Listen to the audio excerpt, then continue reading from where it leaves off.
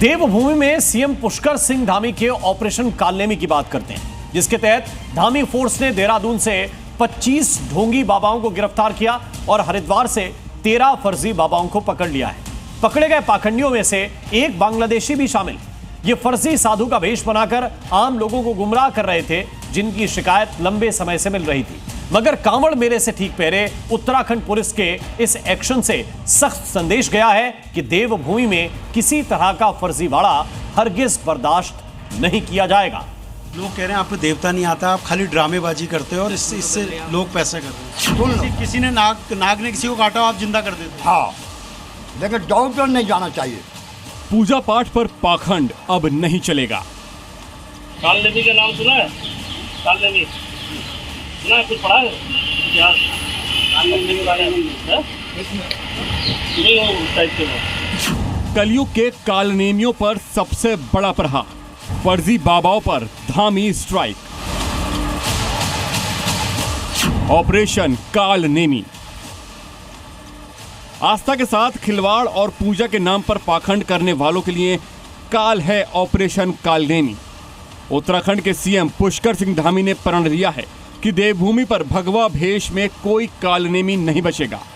CM के इसी संकल्प को अब धामी फोर्स पूरे देवभूमि में पूरा कर रही है और चुन चुन कर फर्जी बाबाओं को दबोच रही है।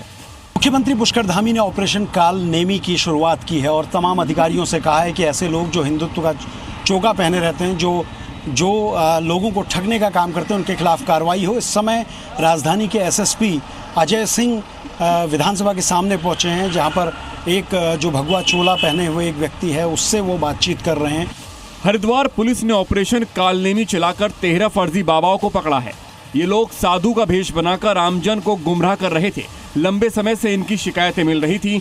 नगर कोतवाली क्षेत्र में कार्रवाई के दौरान ये सभी पकड़े गए।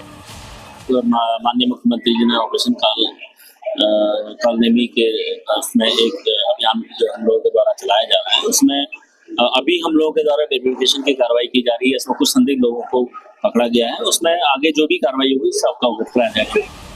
देहरादून में ऑपरेशन कालनेमी की शुरुआत मात्र से अब तक 25 ऐसे ठग पकड़े गए हैं जो साधना के नाम पर ठगी के काम पर लगे थे। देवभूमि में ऑपरेशन कालनेमी के तहत कार्रवाई की शुरुआत हुई तो एक ऐसा ढोंगी भी सामने आया जो दावा करता था कि उसमें देवता आते हैं और लोगों के कष्ट दूर करते हैं।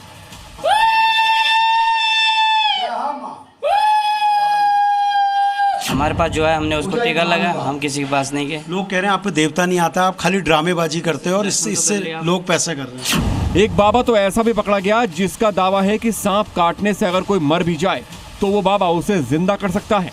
हाँ, नाग आदि रात भी किसी अफसर को काटा हो, वहाँ मुझे बुलाइए। अगर सुन लो, किसी ने नाग ने किसी को काटा हो, आप जिंदा कर देते हो। हाँ, लेकिन डॉक्टर नहीं जाना चाहिए। जहाँ वहाँ पहुँचा वहाँ डॉक्टर ना जाए। जरा सोचिए, ये ढोंग नहीं तो और क्या है। लेकिन ऐसे ही ढोंगी अब देवभूमि में काल कोठरी में डाले जा रहे हैं। तो अब जालसाजों की लीला पर कानूनी लाठी जोरदार पड़ रही है। ऑपरेशन कालनेमी के तहत पाखंडी बाबाओं पर प्रचंड प्रहार का प्लान जो धामी ने बनाया था, वो अब रंग लाता दिख रहा है। देहरादून से सुरेंद्र दसीला की रिपोर्ट, जी मीडिया।